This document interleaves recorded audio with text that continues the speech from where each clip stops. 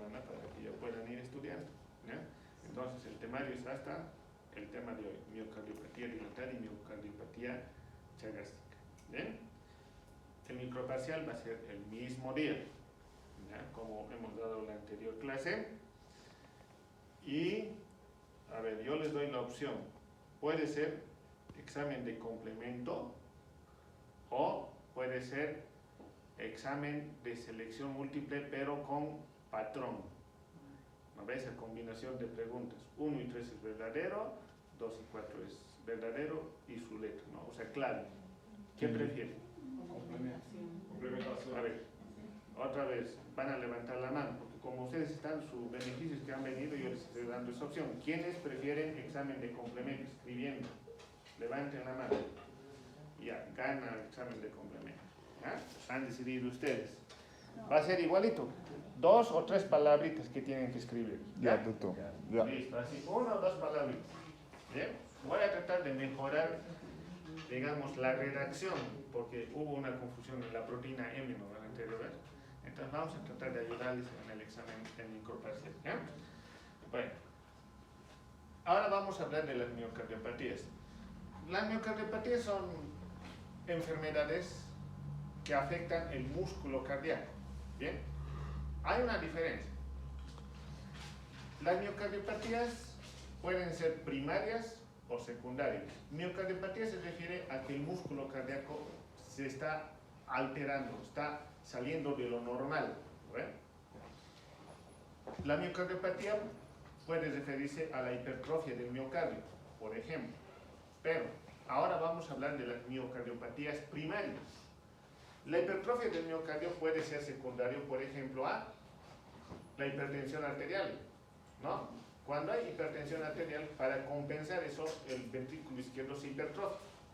Y eso ya sería una miocardiopatía, la hipertrofia del miocardio.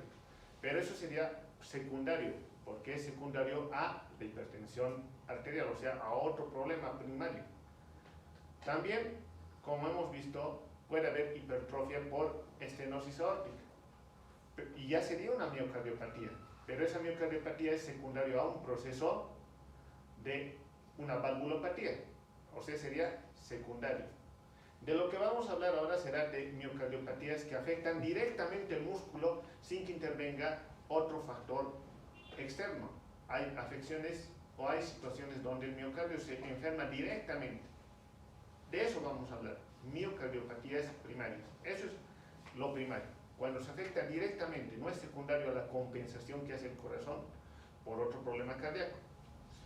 La miocardiopatía dilatada. Existen 3 tipos de miocardiopatía.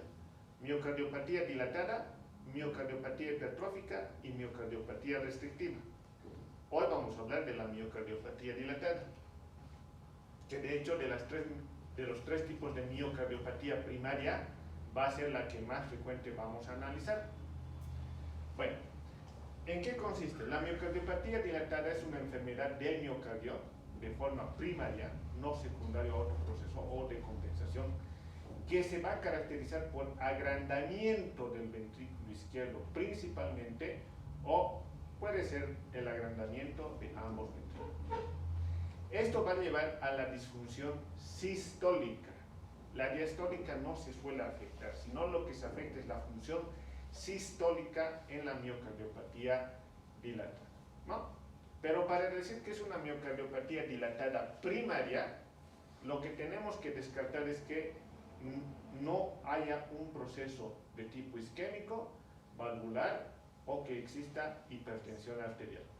Porque si hubiera cualquiera de estos, asumiríamos que la dilatación es secundaria y no primaria. Bueno, hay un montón de causas de miocardiopatía dilatada que pueden estar agrupadas en lo siguiente. Familiar, es decir, genético. Un gen que sintetiza o produce las fibras musculares cardíacas puede enfermarse y eso puede ser hereditario y muchos miembros de una familia podrían tener. Lo que nos interesa acá es la miocardiopatía de origen infeccioso.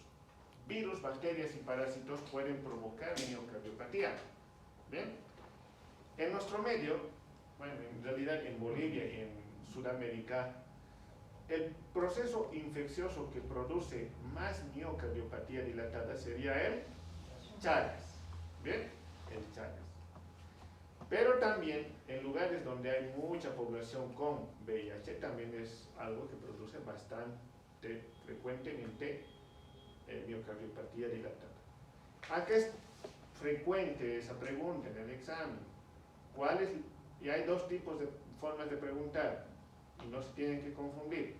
Una cosa es que yo les pregunté cuál es la causa infecciosa más frecuente de miocardiopatía dilatada en nuestro medio, ese sería el Chagas.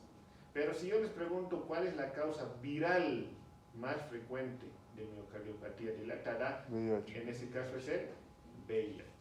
¿Bien? Hay que leer bien las preguntas. Bueno, la exposición a tóxicos como el alcohol, la cocaína, también va a producir miocardiopatía dilatada siempre y cuando el consumo sea crónico y alto, ¿no? Situaciones como el uso de antineoplásicos como las antraciclinas, es decir, tratamiento quimioterapéutico, va a producir dilatación. A veces en el tejido miocárdico se acumula tejido o se acumula material, lo cual se denomina infiltración. La infiltración puede producir dilatación o miocardiopatía dilatada. Estamos hablando de la amiloidosis, de la sarcoidosis y de la hemocromatosis. Situaciones de etiología autoinmune, es decir, anticuerpos que afectan nuestros propios tejidos, van a producir miocardiopatía dilatada, o sea, principalmente las colagenopatías. Personas con lupus eritematoso sistémico, poliarteritis nodosa, artritis reumatoide, pueden generar miocardiopatía dilatada. Mujeres que acaban de dar o que están cerca del parto o después del parto, por un proceso autoinmune también pueden desarrollar miocardiopatía dilatada de origen autoinmune. A eso se denomina la miocardiopatía periparto o la dilatación periparto. El estrés emocional también puede desarrollar miocardiopatía dilatada. A esto se denomina el síndrome de Takotsubo o del corazón roto. Estrés emocional negativo puede llevar a una miocardiopatía. Arritmias cardíacas, especialmente las de tipo taquiarritmia, como la fibrilación auricular u otras arritmias, como el corazón va a estar frecuentemente en taquicardia, va a producir taquiarritmias. Y otros procesos sistémicos como el hipotiroidismo, la acromegalia y el feocromocitoma también va a producir miocardiopatía dilatada. Acá vamos a hablar solamente de algunos, o sea, de los más representativos para que nos demos cuenta que ocurre en todo el proceso. Este es un corazón normal, con unas paredes cardíacas normales. Este es un corazón de una miocardiopatía dilatada. Ustedes ven claramente que el ventrículo izquierdo se ha dilatado y las paredes de su estructura están delgadas. Y aquí es donde podemos ver claramente qué ocurre o cómo es que se establece la insuficiencia mitral. Estas válvulas están abiertas, ¿no ven? Pero cuando se cierren, claramente podemos ver que van a quedar coartadas, ¿no ven? Van a quedar bien cerradas. Pero aquí, no ven. Esta va a llegar hasta aquí, esta válvula, y esta válvula va a llegar hasta aquí. Y no se va a cerrar bien, ¿verdad? Eso es una insuficiencia mitral secundaria. ¿Por qué? Porque como se ha dilatado el ventrículo izquierdo, el anillo de la válvula mitral también se ha dilatado. Las cúspides valvulares están sanas, pero como se ha dilatado, pues el problema está en ese punto, ¿no? A eso me refería con insuficiencia mitral secundaria. Bueno, solo vamos a ver algunos aspectos globales de la miocardiopatía, de algunas de las que hemos ido enlistando. Miocardiopatía por alcohol. Entonces se va a producir en personas que van a ser consumidores crónicos de alcohol y en grandes cantidades, ¿no? De hecho, se ha cuantificado que para que se produzca miocardiopatía alcohólica, el consumo de alcohol tiene que ser de al menos 90 gramos diariamente. y que el consumo de esta cantidad se tendría que extender de por lo menos 5 años.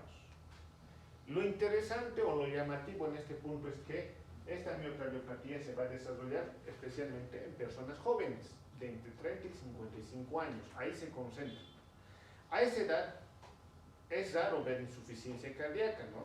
Porque a los 30 años una persona, pues, no es muy frecuente que tenga factores que produzcan insuficiencia cardíaca.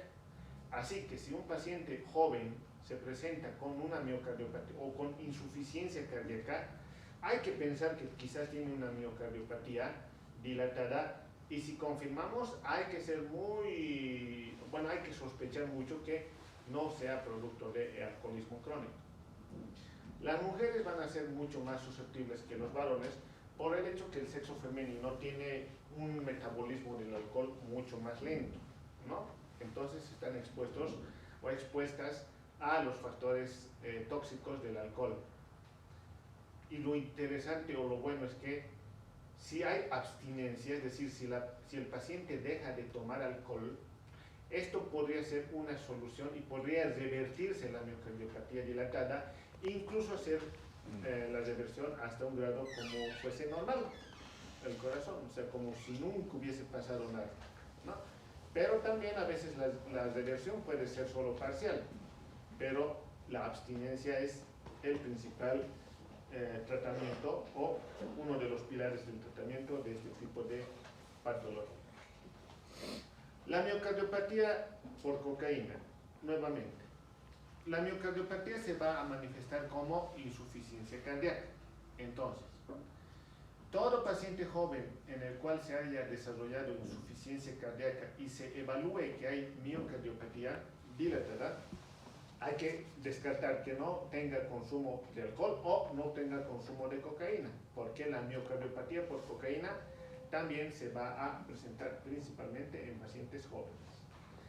El ventrículo izquierdo se va a afectar y su función sistólica se va a deprimir y va a fallar la sístole. Los pacientes van a tener el antecedente del uso de cocaína, ¿no? Porque si vamos a ir preguntando, vamos a hacer prueba de Chagas, va a salir negativo, en la familia no hay antecedentes, el paciente nos dice que no toma alcohol, tenemos que buscar la causa. Y muchas veces, especialmente como esto es una droga de uso ilegal, ¿no? Ocultan la causa, pero hay que ser bastante insistentes cuando no se logra determinar la causa de la miocardiopatía dilatada, ¿no? Y si al final sí nos dicen, pues hay que determinar el tiempo de consumo, la cantidad de consumo, y pues es importante porque, al igual que en la miocardiopatía alcohólica, la abstinencia es fundamental, ¿no? Luego, los pacientes o algunos pacientes que tienen algunos tipos de cáncer o de neoplasia, van a pasar por un tratamiento de tipo quimioterapéutico, o sea, vamos a usar quimioterapéuticos para tratar de revertir o para tratar de apalear el cáncer. Entonces, hay un gran grupo de quimioterapéuticos, pero los quimioterapéuticos que tienen el potencial de producir daño tóxico al corazón son principalmente las antraciclinas y el trastuzumab. ¿Bien? Son los quimioterapéuticos que más frecuentemente se asocian a daño del ventrículo, o sea, a la dilatación, miocardiopatía dilatada por quimioterapéuticos. Pregunta frecuente de examen.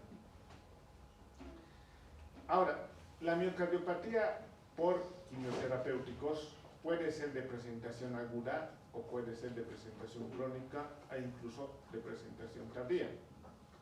Por lo tanto, todo paciente que se va a someter a quimioterapia, hay que hacer una evaluación cardíaca antes y después de terminar el tratamiento quimioterapéutico.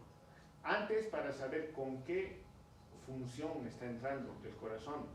Si el corazón está entrando en condiciones óptimas y si aparece miocardiopatía dilatada durante o después de la quimioterapia, asumiríamos que el problema ha sido la quimioterapia.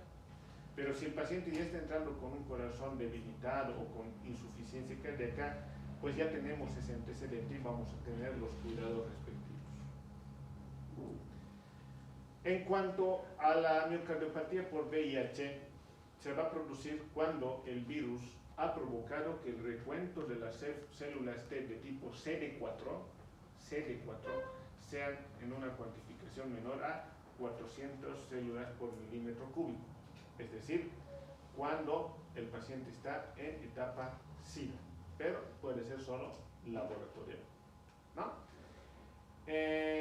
Como hay un recuento de la inmunidad tan baja, entonces en ese momento el virus puede inducir a la dilatación cardíaca y al establecimiento de la miocardiopatía. El VIH explica hasta el 4% del total de las miocardiopatías dilatadas a nivel mundial. Luego tenemos la miocardiopatía periparto, o sea, lo que se va a producir alrededor del día del parto de una mujer embarazada. Esto es fundamental. ¿Por qué? Miren,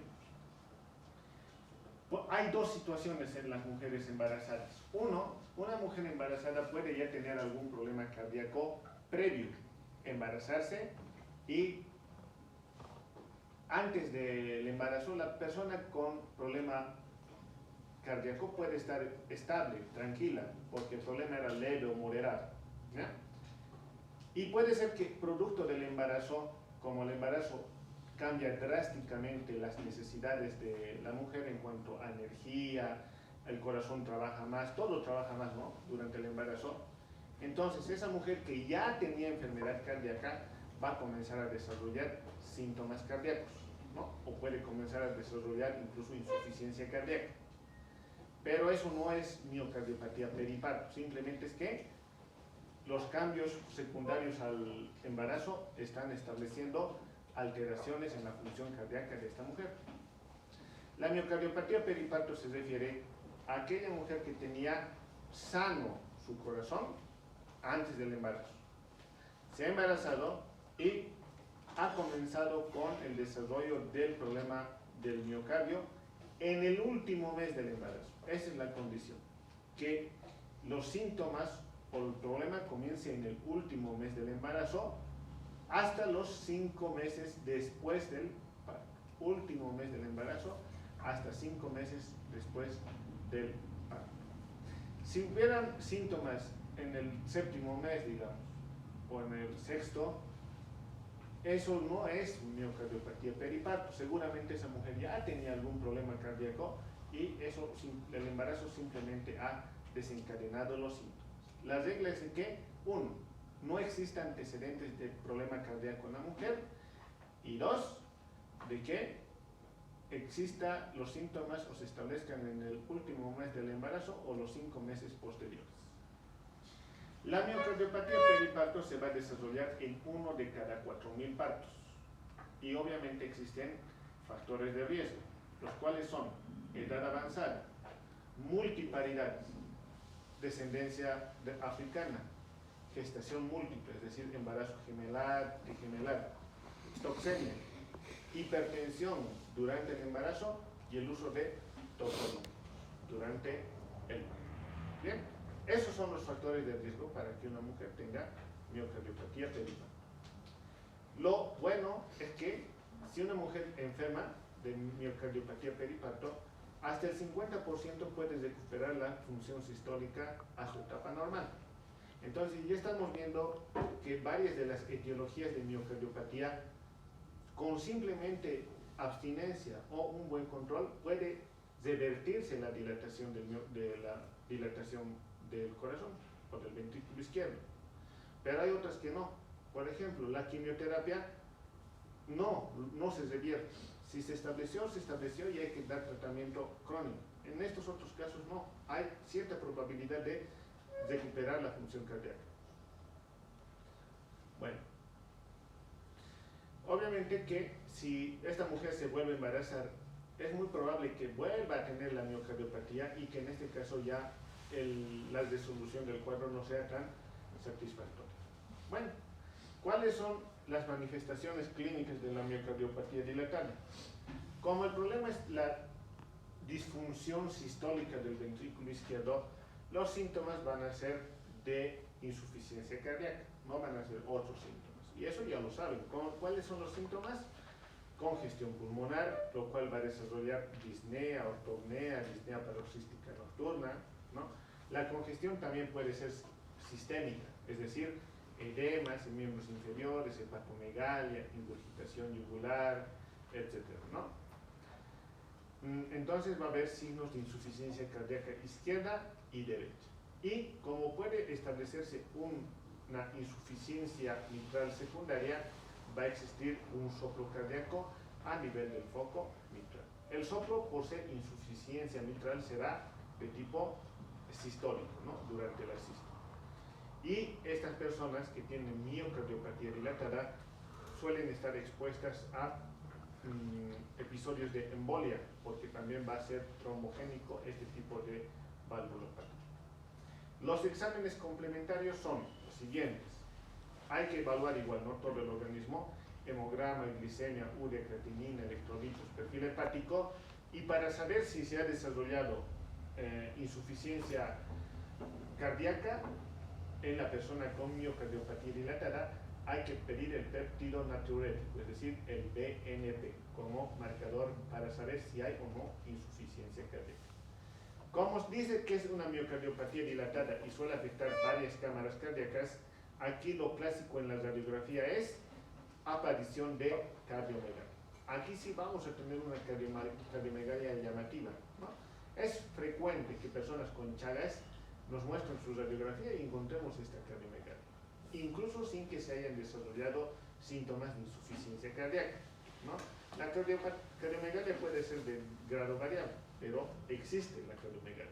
Si no hay cardiomegalia, más bien hay que dudar que sea una miocardiopatía dilatada. Podría ser otro tipo de miocardiopatía, pero acá ya estamos viendo esto.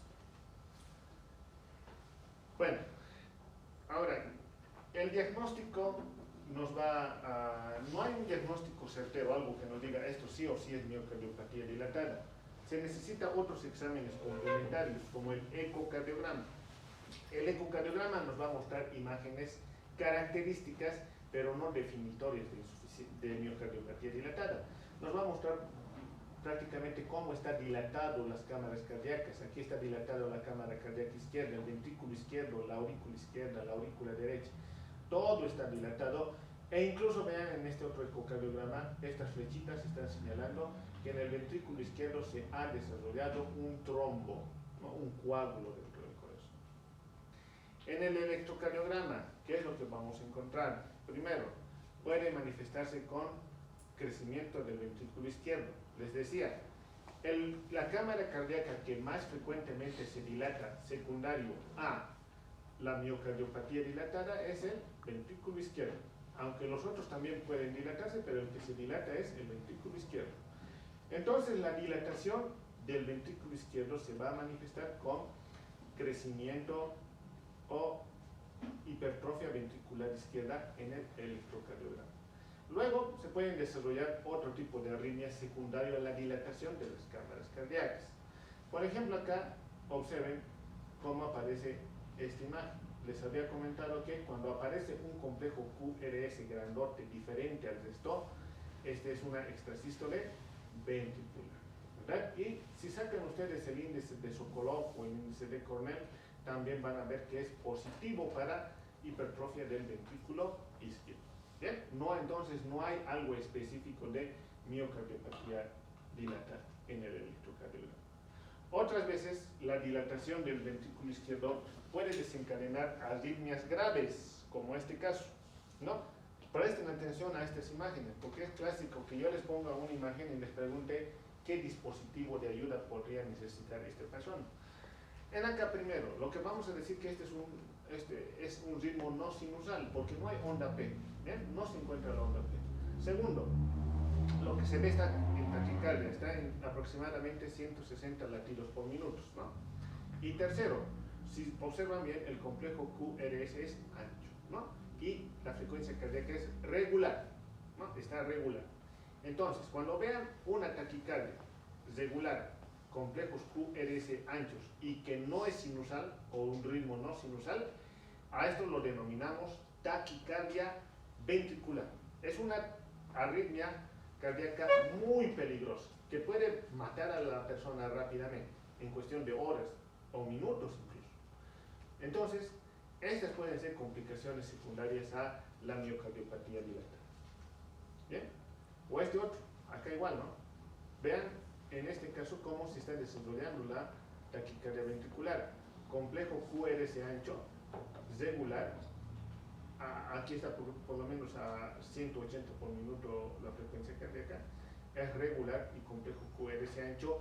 Y en este lado ya no es sinusal, ¿no ven? Ha empezado sinusal, porque aquí está onda P todo, pero luego de repente el paciente ha ingresado en la taquicardia ventricular. Es decir, puede estar el paciente en ritmo sinusal y de repente comenzar con la taquicardia ventricular, ¿no? Otras alteraciones que se pueden encontrar, por ejemplo, son los bloqueos de rama. Acá estamos viendo un bloqueo de rama. Acá también se aprecia que el complejo QRS es ancho, pero el ritmo es sinusal. Acá está la onda P. ¿Ven? Aquí está onda P, onda P. Bueno, se ve la onda P claramente. Es un ritmo sinusal. Y aquí igual, pero lo que se está desarrollando aquí es un bloqueo de la rama del haz de His, en este caso bloqueo de la rama izquierda. ¿Cómo se dan cuenta? Porque, por ejemplo, en D1, el complejo QRS es ancho y tiene una forma de una torre. Vean, arriba está medio recto. Esto es una forma de torre. Bien, en estos pacientes, para determinar si el problema de la dilatación no ha sido por un proceso isquémico, a veces se va a pedir cateterismo cardíaco. Y otros estudios de apoyo podrían ser, en ciertas situaciones, la tomografía computarizada o la resonancia magnética, aunque es algo que no se va a llegar a usar con demasiado frecuencia. El tratamiento. Bueno, como la miocardiopatía dilatada provoca insuficiencia cardíaca, el tratamiento va a ser de insuficiencia cardíaca. La listita está haciendo circular, ¿no? Ya vamos a terminar, por ahora se queden sin poner lista. Ya cambié esto, ya van a hacer circular, ¿ya? Entonces, el tratamiento de la insuficiencia cardíaca es el clásico, ¿no? Beta bloqueantes, IECAS o ARA2, hay que escoger uno. De los beta bloqueantes saben que no todos los beta bloqueantes están indicados. Los indicados son el carvedilol, el bisoprolol, el metoprolol y el nebivolol. La espironolactona, que sería el bloqueante de la aldosterona, esos son los tratamientos que van a ayudar y prolongar la vida del paciente o reducir la mortalidad. Y cuando hay mucho edema, entonces nos podemos apoyar en diuréticos, en el caso de congestión. ¿Bien? Ahora, como han visto, se pueden desarrollar arritmias de distinta índole, de distinta categoría. Entonces, a veces esas arritmias puede necesitarse el uso de antiarrítmicos. Y si se presentan arritmias trombogénicas, es decir, que producen coágulos, obviamente vamos a iniciar el tratamiento anticoagulante. Bien, pero, reitero, cuando hay arritmias como la taquicardia ventricular, que es una arritmia muy peligrosa, entonces tenemos que usar el apoyo de dispositivos. Para revertir ese tipo de arritmias, el paciente va a necesitar el denominado cardiodesfibrilador de tipo automático implantado. ¿Bien? Eso siempre y cuando haya evidencia de que el paciente ha desarrollado ese tipo de arritmia, especialmente la taquicardia ventricular o a veces la fibrilación ventricular.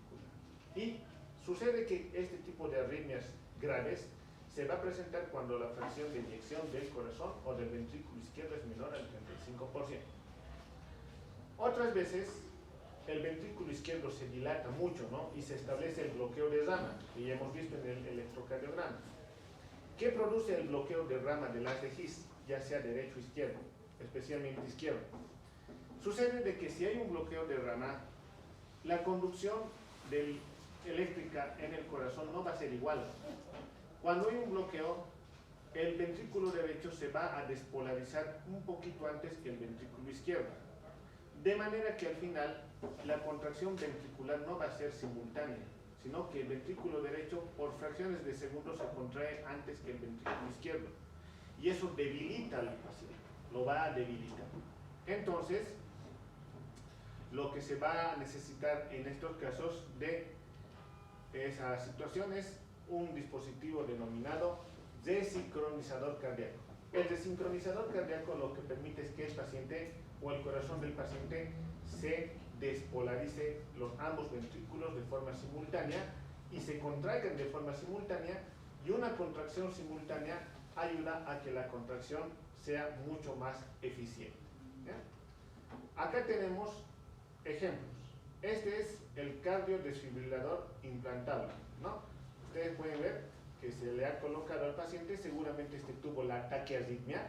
Entonces vean cómo el dispositivo o el generador se coloca por debajo de la piel a nivel de infraclavicular, ¿no? Y se introduce un cable, un electrodo a través de la vena subclavia hasta llegar a la aurícula derecha y luego al ventrículo derecho. Y mediante esa vía se va a producir descargas eléctricas automáticas cuando el paciente presente la arritmia. Este otro dispositivo es el desincronizador cardíaco.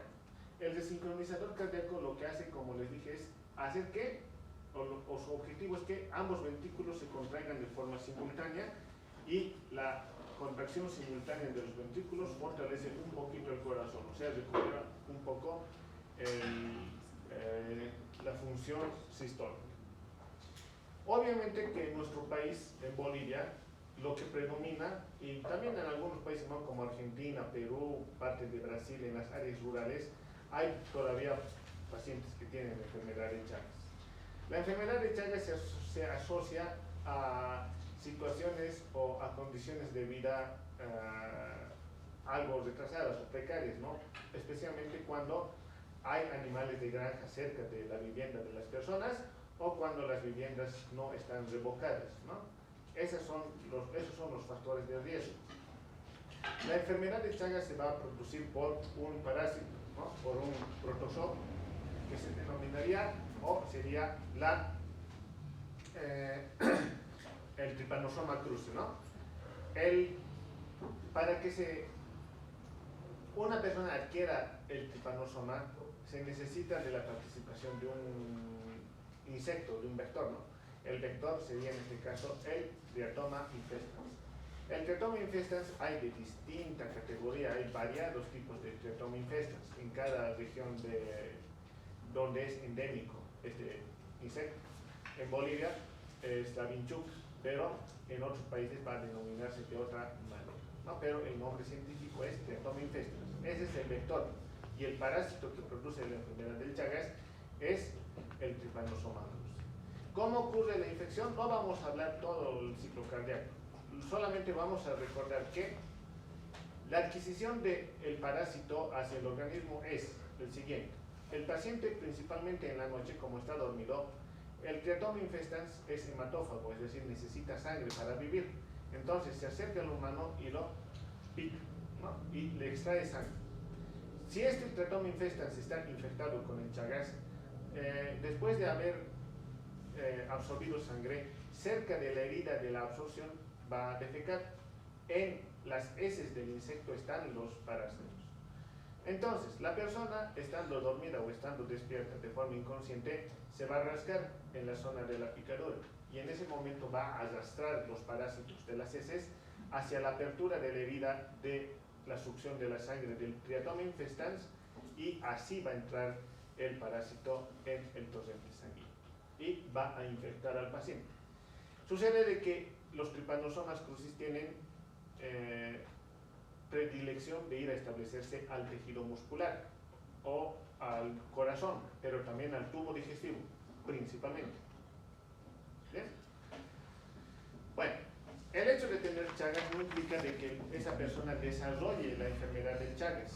Hay múltiples causas que hacen que una persona desarrolle Chagas o enfermedad del Chagas. Una cosa es estar infectado con el Chagas, y otra cosa es que hayan cambios secundarios al Chagas y a la invasión del Chagas en el corazón.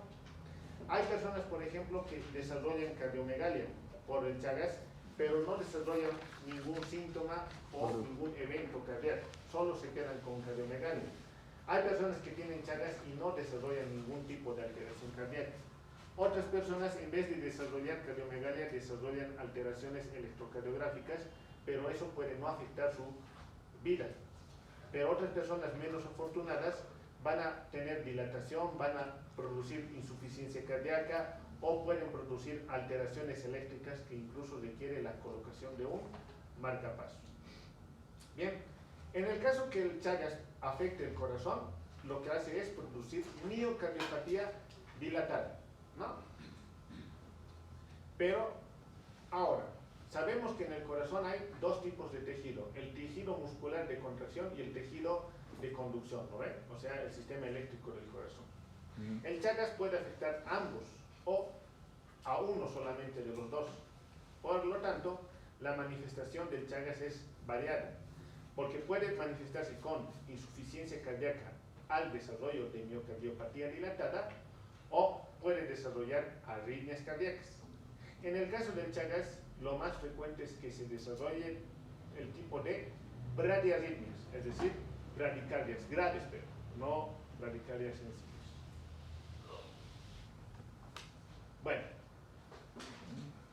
¿qué es lo que vamos a hacer? Primero, si el paciente o el corazón del paciente se ha dilatado y se está estableciendo insuficiencia cardíaca, vamos a dar el tratamiento común de la insuficiencia cardíaca, beta bloqueantes, IECAS, ARA2, bloqueantes de la aldosterona, etc. Lo que ya hemos hablado en insuficiencia cardíaca. De lo que sí hay que tener cuidado es de la digoxina o los beta bloqueantes, ¿no? Porque les reitero, el Chagas produce bradicardia y la bradicardia es una contraindicación para el uso de beta bloqueantes y de digoxina, ¿no? Esto es cuando el paciente ha llegado a etapas de dilatación. Pero si nosotros encontramos una persona que tiene Chagas o es positiva para Chagas, pero todavía no ha desarrollado ningún tipo de alteración, bueno, lo ideal sería dar tratamiento contra el Chagas para eliminar al parásito. Eso sería lo ideal, ¿no? Esto de lo que les hablo es cuando ya se ha desarrollado la miocardiopatía dilatada. Pero si es que hemos logrado captar un paciente que no ha desarrollado todavía miocardiopatía dilatada, entonces lo que se puede es, o ningún tipo de alteración, podemos hacer el tratamiento farmacológico antiparasitario. Cuando el Chagas afecta el sistema de conducción, va a alterar las ramas, el sistema de conducción cardíaca. Y las alteraciones del sistema de conducción principalmente se van a manifestar con bradicardias. Ocasionalmente, las bradicardias pueden ser tan graves que va a obligar al uso de un marcapasos. Otras veces pueden desarrollarse otro tipo de arritmias, como la fibrilación auricular o incluso taquicardia ventricular, porque al final de cuentas sigue siendo una miocardiopatía dilatada. Pero en el Chagas lo más frecuente son las bradiarritmias. Entonces, cuando la bradicardia es muy lenta, eso va a producir en el paciente mareos, va a producir síncopes, incluso puede desencadenar otro tipo de arritmias más graves. Cuando hay entonces ese tipo de manifestación de bradicardia, lo que se hace es colocar este tercer tipo de dispositivo de ayuda, sería el marcapaso. El marcapaso igual se pone en la región subclavia, por debajo de la piel, se ponen electrodos por la vena subclavia y se llega a la aurícula izquierda, y esos electrodos analizan cómo está la frecuencia del corazón. Y si el corazón se pone lento en algún momento, manda un pequeño impulso eléctrico para despolarizar a los ventrículos y que se contraigan. Es decir, de esa manera están analizando el marcapaso. Las indicaciones específicas para colocar marcapasos son bloqueos auriculoventriculares completos o de tercer grado. Esto es pregunta de examen. Otro, bloqueo auriculoventricular de segundo grado de tipo MOBITS 2 o bradicardia sinusal severa y sintomática. La bradicardia severa se considera cuando la frecuencia cardíaca es menor a 40 latidos por minuto. ¿Bien? Cuando la bradicardia es 50, 55 y hay mareos, hay que ver que quizás esos mareos pueden ser producto de otra causa, no necesariamente cardíaca. Aún así existe el Chagas. Bueno, en el electrocardiograma lo más clásico es que el paciente manifieste, o el hallazgo electrocardiográfico más frecuentemente asociado al Chagas es el bloqueo de rama derecha. Bien, ¿cómo se manifiesta el bloqueo de rama derecha? Se manifiesta de la siguiente forma. En las derivaciones B1 y B2 van a existir lo que se denominan orejas de conejo. Primero, el complejo QRS es ancho, o sea, más de 0,12, y aparecen dos ondas R. Ahí está la primera onda R y aquí está la otra onda R, ¿no? Dos puntas, o sea, dos ondas R. A la segunda R se denomina R', eso ya lo saben. Entonces, las orejas de conejo están asociadas a el Chagas. Pero, aún así, esto es un hallazgo leve. O sea, el bloqueo de rama no implica la disfunción del ventrículo izquierdo. Suele ser, o algunos pacientes solo quedan con esto, se bloquea su rama y no desarrollan más enfermedad, pero otros sí van a desarrollar enfermedades más graves. Lo que están viendo acá es la imagen de un bloqueo de tipo bloqueo auriculoventricular de segundo grado MOVITS 2. Lo que primero nos tiene que llamar la atención es la bradicardia, ¿no ven? Es, vean, 5, 10, 15, 20, 25, 30, 35, ¿no? 35, creo que están en 40 su frecuencia cardíaca con eso. A ver.